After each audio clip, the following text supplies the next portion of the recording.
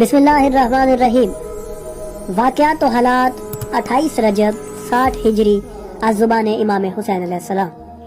حالات مدینہ میں رہنے کے قابل نہیں رہے تھے، لازم تھا کہ میں مکہ کی جانب کوچ کروں۔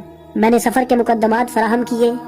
مدینہ سے روانگی سے قبل رات میں قبر رسول کی زیارت کے لیے گیا اور ان سے خطاب کر کے عرض کی، سلام ہو آپ پر یا رسول اللہ، میں فاطمہ کا بیٹا حسین ہوں، میں آپ کا اور آپ کی بیٹی کا بیٹا ہوں، میں آپ کا وہ نواسا ہوں جسے آپ اپنی امت کے درمیان چھوڑ کر گئے تھے۔ یا رسول اللہ، آپ گواہ رہیے گا، انہوں نے مجھے خوار کیا، مجھے ضائع کر دیا ہے اور میرے احترام کا پاس نہیں رکھا۔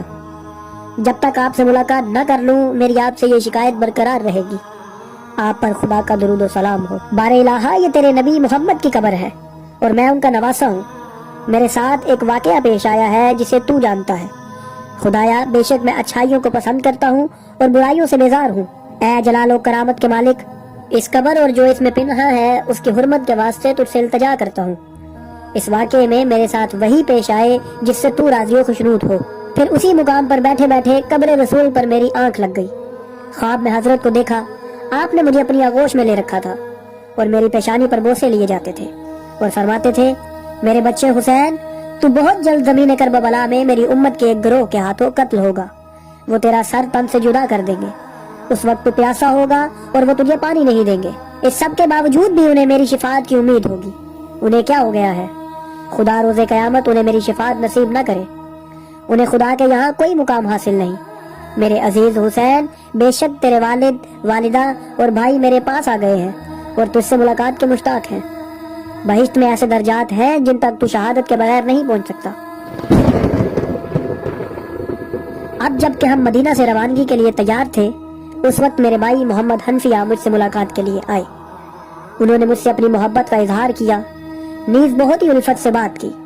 آخر میں مجھے مشورہ دیا، مکہ چلے جائیے، اگر آپ کو وہاں بھی امن و امان نصیب نہ ہو تو یمن کی راہ لیجیے، اور اگر وہاں بھی خطرہ ہو تو ایک شہر سے دوسرے شہر میں منتقل ہوتے رہیے یہاں تک کہ خدا کوئی راہ پیدا کرے۔ میں نے ان سے کہا، بھائی خدا کی قسم، اگر دنیا میں میرے لیے کوئی پناہ گاہ باقی نہ بچے تب بھی یزید بن معاویہ کی بیعت نہیں کروں گا، چونکہ رسول اللہ صلی اللہ علیہ وآلہ وسلم نے فرمایا تھا، خدایا یزید کے لیے برکت نہ رکھنا۔ محمد حنفیہ کی حالت تبدیل ہو گئی اور وہ اپنے گریے پر قابو نہ رکھ سکے، میری آنکھوں سے بھی آنسو جاری ہو گئے۔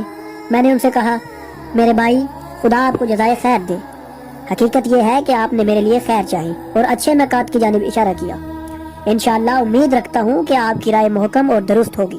میں نے مکہ جانے کا ارادہ کیا ہے۔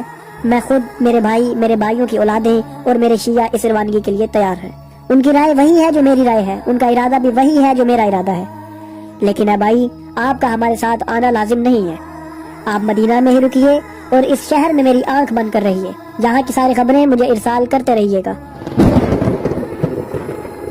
بھائی حنفیہ سے بات چیت کے بعد میں نے کاغذ قلم طلب کیا اور اپنا وصیت نامہ لکھ کر انہیں تھما دیا۔ وصیت نامے کا متن یہ تھا، بسم اللہ الرحمن الرحیم، یہ حسین ابن ابی طالب کی جانب سے اپنے بھائی محمد بن حنفیہ علی ابن ابی طالب کے نام وصیت ہے۔ حسین بن علی گواہی دیتا ہے کہ خدا واحد کے سوا کوئی معبود نہیں اور اس کا کوئی شریک نہیں۔ محمد صلی اللہ علیہ وآلہ وسلم اس کے بندے اور رسول ہیں اور انہوں نے خدا کی جانب سے پیغام حق پہنچایا ہے۔ گواہی دیتا ہوں کہ جنت و جہنم حق ہے اور بغیر کسی شک و تردید کے قیامت آ کر رہے گی۔ خدا قبور میں پنہا اجسام کو باہر نکالے گا۔ حقیقت یہ ہے کہ میں تکبر اور خود بینی، زیادتی، عیاشی، فساد اور ظلم و ستم کے لیے قیام نہیں کر رہا۔ میرا ہدف امر بالمعروف اور نہی عن المنکر ہے۔ میں اپنے جد رسول اللہ اور بابا علی ابن ابی طالب کی سیرت پر عمل پیرا ہونا چاہتا ہوں۔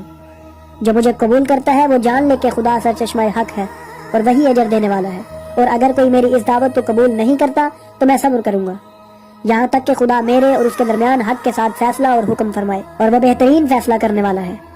بھائی، یہ تمہارے لیے میری وصیت ہے۔ خدا کے سوا کسی سے توفیق طلب نہیں کرتا، اسی پر توکل کرتا ہوں اور اسی کی جانب پلٹ کر جانا ہے۔ 27 رجب سن 60 ہجری عصر کے وقت کچھ افراد ولید کی جانب سے میرے پاس آئے تاکہ میں یزید کی بیعت کے لیے ولید کے پاس حاضر ہوں۔ میں نے ان سے کہا، کل صبح تک انتظار کرو، پھر ہم اور تم دیکھ لیں گے کہ کیا ہوتا ہے۔ انہوں نے قبول کر لیا اور اصرار نہ کیا۔ میں نے اسی رات مکہ کے قصد سے مدینہ ترک کر دیا۔ رات کے اندھیرے میں نے مکہ کی جانب کوچ کیا۔ میں اس وقت اس آیت کی تلاوت کر رہا تھا، فخرج منها خائفا یترقب، قال رب نجنی من القوم الظالمین۔ چنانچہ موسیٰ ڈرتے ہوئے خطرہ بامتے ہوئے وہاں سے نکلے، کہنے لگے اے میرے رب مجھے قوم ظالمین سے بچا۔ میں نے مکہ جانے کے لیے اصلی راہ کا انتخاب کیا اور چھوٹے اور غیر معروف راستوں سے اجتناب کیا۔ میرے ساتھ چلنے والوں میں سے بعض افراد نے غیر معروف راستے اپنانے کا مشورہ دیا تاکہ کوئی ہمارا پیچھا نہ کرے۔ میں نے ان سے کہا خدا کی قسم میں اصلی اور معروف راستے سے نہیں ہٹوں گا، خدا جس چیز کو پسند فرماتا ہے اسے مقدر فرمائے گا۔ ان میں سے ایک مسلم بن عقیل تھے جنہوں نے غیر معروف راستے اختیار کرنے کا مشورہ دیا۔ انہوں نے کہا غیر معروف راستے سے جانا بہتر ہے۔ عبداللہ بن زبیر نے بھی ایسا ہی کیا، کیونکہ ممکن ہے کہ حاکم کے سپاہی ہمارا پیچھا کرتے ہوئے یہاں آن پہنچے اور ہمیں آ لیں۔ میں نے ان سے کہا بھائی خدا کی قسم میں کسی طور معروف راستے سے نہیں ہٹوں گا یہاں تک کہ مکہ کے گھر دکھائی دینے لگے، اور پھر ہم شب جمعہ 3 شعبان کے دن مکہ میں داخل ہو گئے۔